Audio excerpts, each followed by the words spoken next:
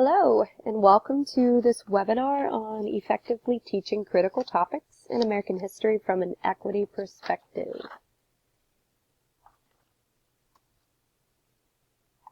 Before we get started, I'll introduce myself. My name is Mandy Starmer. I'm a 5th grade teacher in Georgia. I primarily teach reading and ELA, but I'm currently studying trends and issues in social studies for elementary and early childhood education as a part of my master's degree program. On the agenda for today's webinar, we're going to discuss the goals of the webinar. We're going to get into talking about racism in the classroom. We are going to look at some instructional strategies that you can use for effective teaching.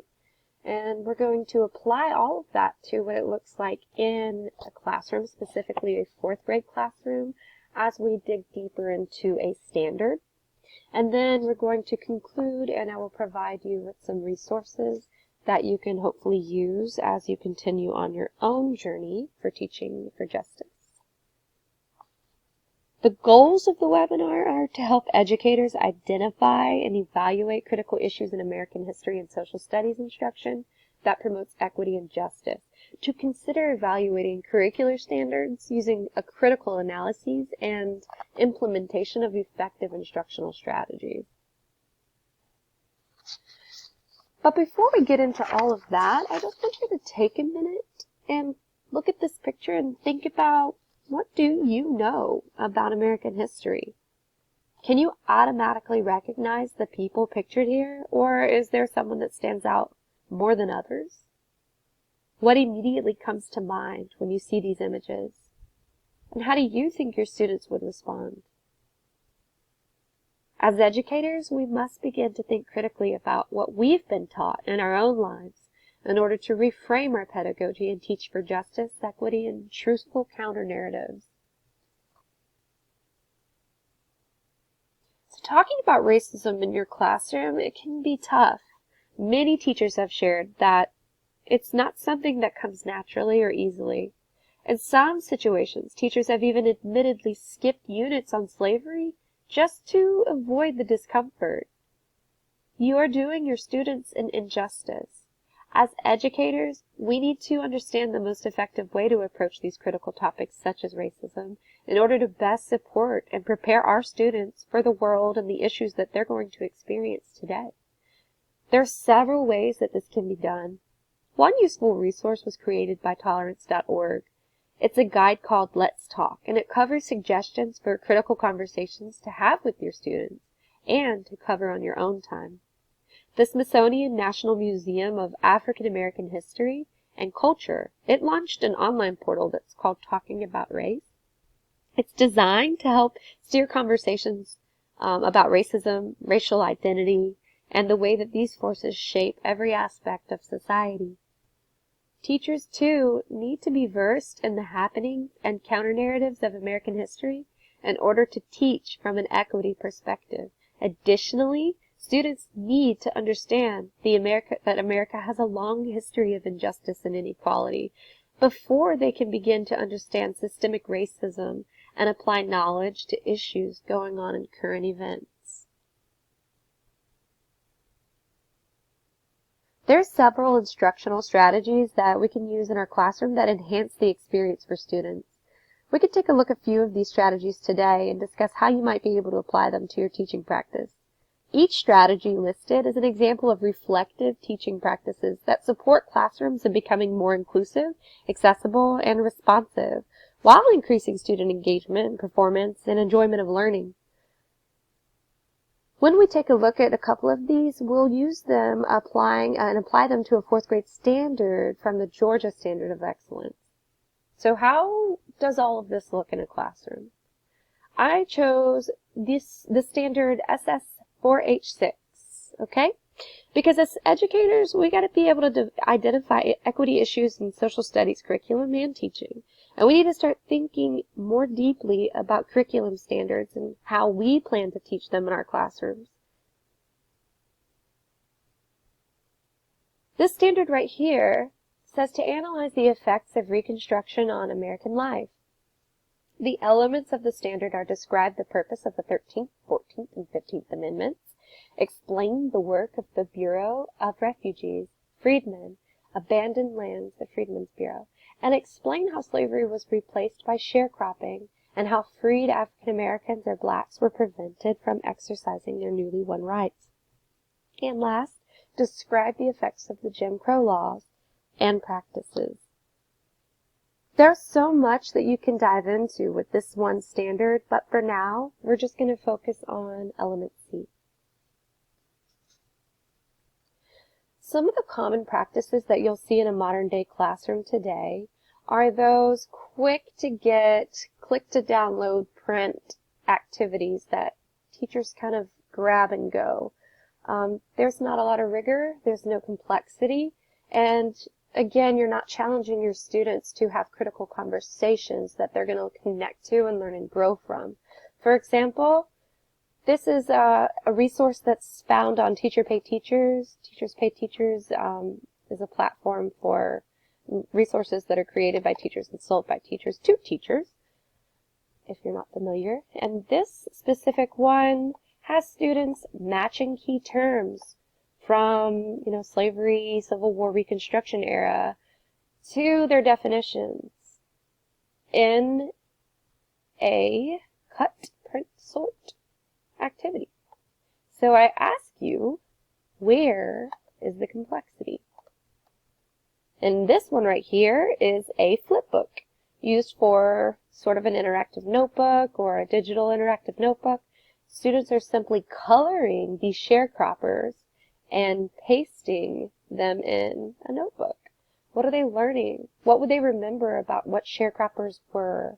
How are they making any personal connections to any of these elements in the standard, to any of these critical topics that are being discussed in this unit?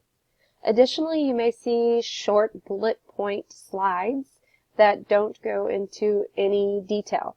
So this is another one from Teachers Pay Teachers that I took a snip of. And if you are teaching students the narrative that here was the Civil War, this is where it ended, and all the slaves were free, then are you really teaching the truth? Are you really challenging yourself to find information that will continue having students think deeply about the injustices that were going on in that time period that have carried over to today? Did the war just end? Were the slaves just free? Where did they go? What were their lives like? And I guess everybody was just happy, right? You have to really consider the information that you're presenting to your students. So to do that, and to teach from an equity perspective, we got to start by breaking down the standards. Look at the word choice within the standard through a critical lens. So first we're going to start with this element, which is C, and we're going to just start by looking at the definition of slavery. A quick Google dictionary search defines slavery as a person who's legal property of another and is forced to obey them.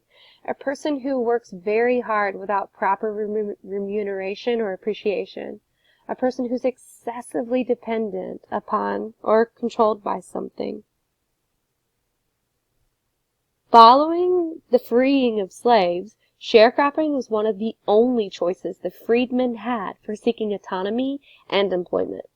White planters needed laborers, and former slaves and poor whites needed money.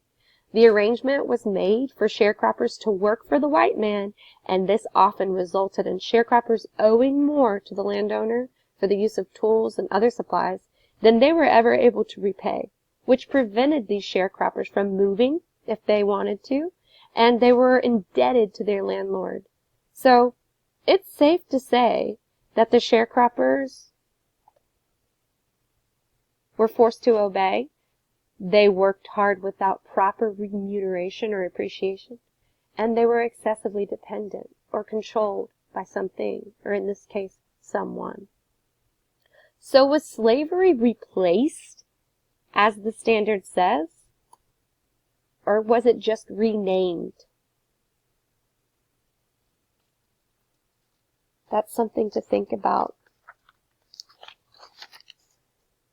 Now we're going to take a look at the word free.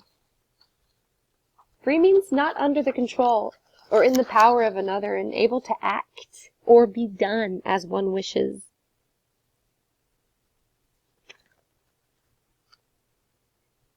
After the abolishment of slavery, laws known as black codes were in force that required blacks to sign a labor contract for the year for a white employer or pay a fine.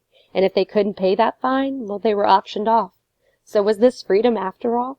What did freedom look like for the white man versus the black man? What does freedom mean to you? Additionally, when you think of the word win, you might think of being successful or victorious in a contest or conflict.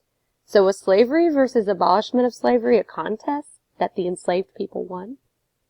What rights did they win exactly? Did that mean that the freedmen could get jobs, vote, get married, just like anyone else? Could they own land or a home? There are so many layers to these topics that you can address with your students that will spark conversations and increase critical thinking, communication, and collaboration skills for all learners.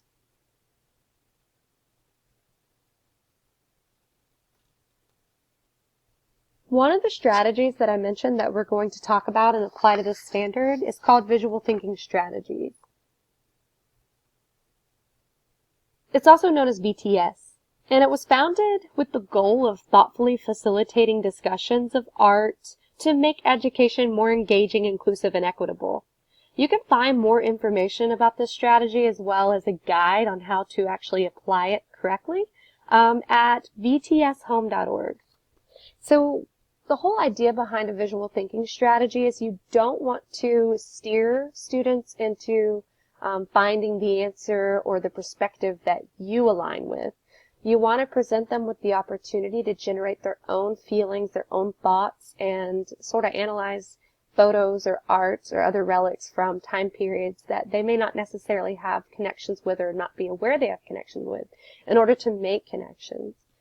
A couple of questions you might display while showing or utilizing a visual thinking strategy would be, what's going on in this picture? You give a certain amount of time, and then you kind of introduce the next question. What do you see that makes you say that?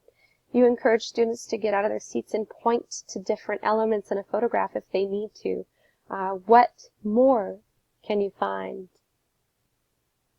In this specific photograph, it was taken in 1915. If slavery was abolished in 1865, why are these men harvesting timber in 1915 for the white man? Students may point out that they look like convicts. They may point out that they're all African American. They may assume that they're slaves. These are the kind of things that could come up, and those are the sort of conversation starters that you want to have, because you want them to think critically about what they were taught in history books. The Civil War devastated the agriculture-based economy, and in order to build a new one, the South exploited the provision allowing slavery and involuntary servitude to continue as a punishment for crime. So, what aspect of slavery was abolished exactly? And where are the white convicts? Another strategy that can be very beneficial to utilize is virtual field trips. There are many benefits to using them in the classroom, including meeting the needs of learning styles, various learning styles, and creating global citizens out of your students by providing experience for them to see the world in a way that they may not have otherwise had. The first virtual field trip that relates to this particular standard is the Owens-Thomas House. When you tour the Owens-Thomas House, students can explore the relationships between the powerful and the least powerful people in the city of Savannah during the early 19th century. The north half of the building contains the original slave quarters for the site. So once you click here, then you can actually tour. You can launch the tour, and they can tour. You can put it up on your classroom board, and the students can tour the whole site. So going back to the webinar, we'll look at the other resources. The next one is the Jim Crow Museum of Racist Memorabilia. The mission of this museum is to use objects of intolerance to teach tolerance.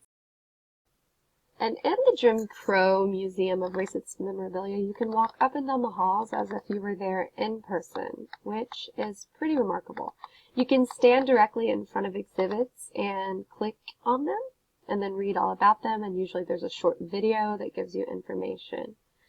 This would be a really good tool to use for students who are doing either an independent study, or you can put them together in partners or small groups and have them visit each virtual museum or virtual field trip with their partners or groups, and then jigsaw and teach what they've learned from each exhibit to the rest of the class. So going back, we have the International Slavery Museum, which is very similar to this museum that we just showed before. This museum has an exhibit that is specific to the civil rights movement. You can also walk up and down the hallways here, as well as see and tour several of the different exhibits. Click on them for information. And this is a very interesting one. This is the Encyclopedia of Virginia Humanities, and there are lots of examples of different slave dwellings. And the reason I like this one is because you could see the differences in the ways of the lives of some of the slaves just based on basically where they lived, who, I guess, owned them, how they lived just varied. Let's look here at the slave dwelling in Stafford County.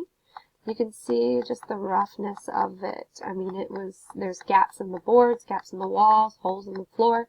I'm sure that over time a lot of this is deteriorated, but, you know, it might not be in the exact same condition it was when it was inhabited. But if you look at that one in comparison to this slave dwelling in Louisa County, you can see that this one's made of brick. This one has brick floors. It's a brick exterior. And this one was owned by Thomas Watson, who had 46 enslaved men, women, and children. And he had 9 different slave homes. So going inside this and just kind of looking at, you know, how they lived their life and all of that would be a really interesting exercise for students for perspective taking. So those are your virtual field trips. Next, we're going to talk about primary source sets. So it's really important to use primary source sets along with secondary source sets, but when you're using primary source sets, you're really taking a snippet from history and allowing the students to interact with that evidence through research. You should explain to students that primary sources are first-hand accounts created during a given time period by people with direct connections to the events described. They could be letters, diaries, photographs, videos. There's a number of different things that can make up a primary source set. After the Civil War, many former enslaved people placed ads in newspapers looking for family members that they had been displaced from, husbands, parents, children that they had been separated from. And you can see some of those here in this primary source set 3. So the students can kind of go through this, and you can also use this to plan for teaching. It's thousands of wanted ads that were taken by former slaves, and you can kind of check that out. Along with primary source 1, this is Underground Railroad primary source set, so lots of photographs from the Underground Railroad. It's not scrolling, so we'll move on. Primary source set 2. This one is just a bunch of relics and letters and photographs from the American Civil War time period. The final instructional strategy that we're going to talk about is the read aloud. So read alouds are often used in reading instruction and during reading blocks, but a lot of times educators don't integrate read alouds into other content areas, which is a shame because they are quite powerful for social studies instruction. Read alouds are described by Fountas and Pinnell as a whole group instructional context, which you read aloud a selected text to the whole class, and through strategies such as turn and talk or just a Q&A. You selectively pause for conversations, and you want to give students the opportunity to think about and talk about and respond to the text. They can do this in whole group, in pairs, or small group, but both the reader and the listeners actively process the language, ideas, and the meaning of the text. So I chose 3 texts to use for this particular 4th grade standard. The first one is Henry's Freedom Box, and it's a heartbreaking story about a man's separation from his wife and children. They were sold to new owners, and he has a determination to escape by any means. Under the Freedom Tree is a free verse narrative that tells the true story of the Civil War's first contrabands. And then you have 40 Acres and Maybe a Mule, which really connects back to the standard in terms of sharecroppers. And it explains the promises that were made to former enslaved people during the Reconstruction era. So now that we've covered a few strategies and how to use them in a modern-day classroom that strives to teach for tolerance and justice, I hope that you feel inspired and prepared to begin effectively teaching critical topics in American history. There's an abundance of resources available to get you started, so feel free to check those out and share any additional resources that you find with other educators who are looking for ways to supplement the curriculum and inform their practices. One of the first resources that I really love and I wanted to share is a podcast called Teaching Hard History. Teaching Hard History brings us lessons that we should have learned in school through the voices of leading scholars and educators. And it's not just for teachers. This is something that everybody should check out. Tolerance.org helps teachers and schools educate children and youth to be active participants in a diverse democracy. Tolerance.org is loaded with webinars, podcasts, lesson plans, texts that are original that you can't find anywhere else that students can read. It has so many great resources that promote teaching tolerance and justice, and it's just wonderful. Another resource that I chose is a professional development book that is called Teaching for Black Lives.